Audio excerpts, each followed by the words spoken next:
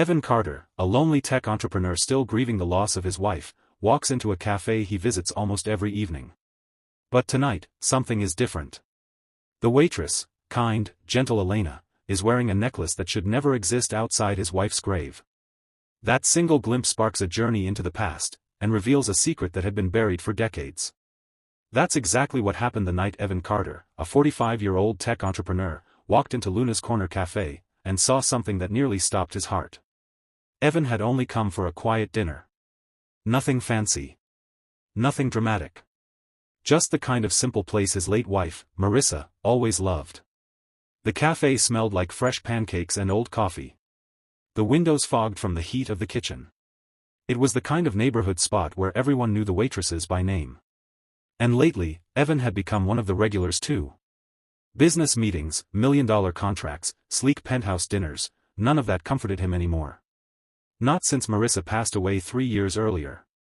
But this cafe? This place felt human. Warm. Ordinary in the best way. And one person made it feel that way more than anyone else, the waitress named Elena. Evan admired her kindness from afar. She was gentle, soft-spoken, probably in her early 30s. Always patient with the elderly customers. Always remembering everyone's order without writing it down. She had this peaceful presence that reminded him of the woman he had lost. But tonight, Elena was wearing something that made Evan's hands tremble. A necklace. Not just any necklace. The necklace.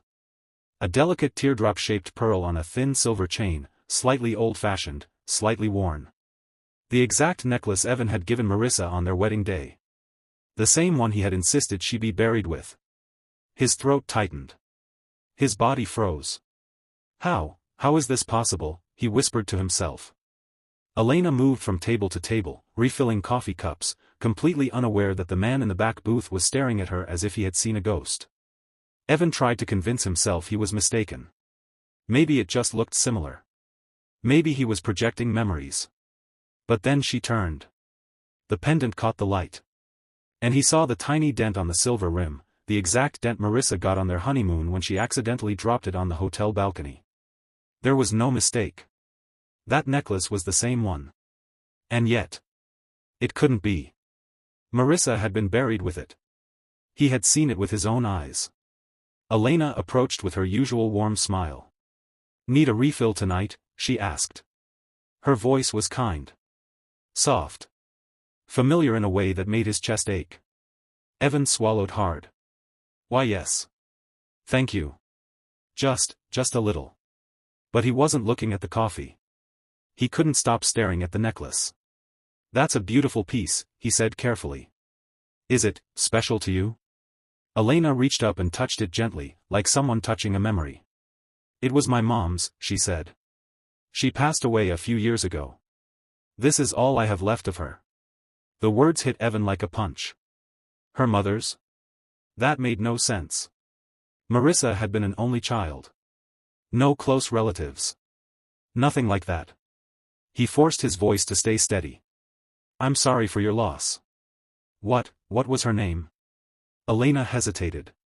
Her eyes softened with grief. Her name was Marissa Bennett. But people who knew her well always called her Risa. Evan's coffee cup slipped from his hand. It shattered on the floor. The cafe went silent for a moment. Because Marissa's maiden name, the name she'd used before she married him, was Marissa Bennett. Elena rushed to pick up the pieces. "It's okay, don't worry. Happens all the time," she said gently. Evan couldn't speak. He just stared. Everything inside him twisted and churned. "Elena," he finally whispered, "I need to ask you something. Something strange. Please don't be alarmed." She straightened slowly, sensing the seriousness in his voice. "Did your mother ever mention someone named Evan Carter?" The color drained from Elena's face. "How do you know that name?" she asked quietly. Evan inhaled shakily. "Because, that's me. And Marissa Bennett was my wife." The entire cafe seemed to fall away. Elena's lips parted in disbelief. "You're him," she whispered. "The man in the photographs." "What photographs?" Evan asked. Elena looked at the floor, voice trembling. She kept pictures hidden. A wedding photo. News articles about your company. Even a picture of you and her at some charity event. Evan felt the world tilt. She told me, my father died before I was born, Elena continued. But when she passed away, I found a small box with all those pictures. And I never understood why she kept them. Evan's mind spun. Marissa had lied about having no children. She had hidden an entire daughter from him. Elena, when were you born? He asked. January 1990. Evan pressed a hand to his forehead. That was months before he even met Marissa. She had had a daughter. And had never told him. They sat together in the booth. Neither of them touched the fresh cups of coffee placed in front of them. Elena wiped her cheeks with a napkin.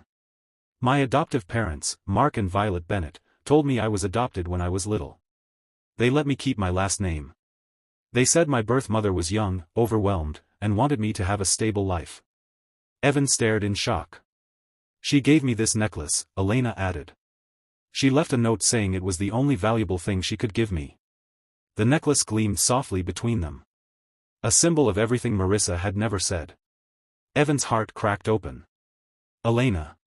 I had no idea, he whispered. If Marissa had told me. She didn't tell anyone, Elena said quietly. She lived her whole life holding on to secrets. Evan covered his face with both hands. All the years of love. All the years of wondering what he had done wrong when she seemed distant sometimes. It all made a terrible kind of sense now. Elena, he said gently, what happened to your adoptive family? Her voice softened with sorrow. They were amazing. Truly. They gave me a beautiful childhood. But they both passed away in a house fire when I was 25. I've been on my own ever since, trying to pay my nursing school loans. That's why I work here. Evan looked at her with compassion. You're a nurse. I'm trying to be, she sighed. But the debt makes it hard. Evan felt something shift inside him. A responsibility. A connection. A bond he hadn't known existed, but now couldn't ignore. Because Elena wasn't just a stranger. She was the last piece of Marissa he had left. Elena leaned forward. There's something else, she said quietly. When I went through my mom's closet after she died, I found letters. Dozens of them. Addressed to someone she never said by name. But now I think, they were meant for you. Evan's heart nearly stopped. I have something too, he said. In my home office, I kept all of Marissa's journals. Her writing desk is still the way she left it. I never had the courage to go through everything. Elena looked at him with hopeful eyes. Could I see it? She whispered. Of course, Evan said immediately. I'll drive you. Her manager, who had overheard enough to understand the situation, placed a gentle hand on Elena's shoulder. Go, she said softly. Some moments are bigger than work. Evan's home was peaceful, warm lights, soft music, a scent of lavender Marissa once loved. He hadn't changed much since she passed away. They stepped into her study. Elena froze. Her eyes filled instantly. The shelves were still lined with Marissa's books. Her handwriting was still visible in sticky notes. Her favorite sweater still hung on the chair. And on the desk. A wooden box. Elena reached for it with shaking hands. Inside lay 46 letters. One for every year since the day Marissa had signed the adoption papers. Each envelope read. To my daughter, Elena. The room fell silent. With trembling fingers, Elena opened the first one. My sweet girl. You're 3 today. I imagine you're running, laughing, asking 1,000 questions. I hope your family loves your curiosity. I hope they tell you how bright you are. I gave you up because I loved you too much to let my little chaos swallow you. I want you to grow in a place full of light, the kind of light I'm still trying to find for myself. Tears streamed down Elena's face. She opened another. And another. Letters filled with love. Regret. Hope. Fear. Dreams she never said out loud. Memories she wanted to share but didn't know how. In the final letter, written just before the accident, Marissa wrote. You are the best thing I ever did. If life ever brings you to the man I love, tell him I'm sorry I never told him about you. I was scared of losing the happiness I'd found. Tell him he has a good heart, and he would have loved you instantly. I hope he finds you someday. And I hope you let him in." Evan broke down. Elena put a hand over her mouth, sobbing. "She wanted us to find each other," she whispered. "Yes," Evan said, voice shaking. "She did." Over the next months, something beautiful happened. Evan helped Elena finish nursing school without worry. He set up a scholarship fund in Marissa's name for single mothers studying nursing, just as Marissa had always wanted. Elena moved into the guest room that once held Marissa's art supplies. It became her own space. Her own small beginning. Evan found himself looking forward to evenings again, hearing about Elena's shifts, her dreams, her new hopes. And Elena found something she never expected. A family she had only read about in letters. Every morning, she wore the pearl necklace. But now she touched it not with sorrow, but with gratitude. Not as a reminder of loss, but as a symbol of the love that had connected three people across time, secrets, and second chances. Some gifts arrive wrapped in gold. Others arrive wrapped in silence, waiting for the right moment to be found. For Evan and Elena, the truth came late. But not too late. Because love, even hidden, buried, or lost, has a way of finding its way home.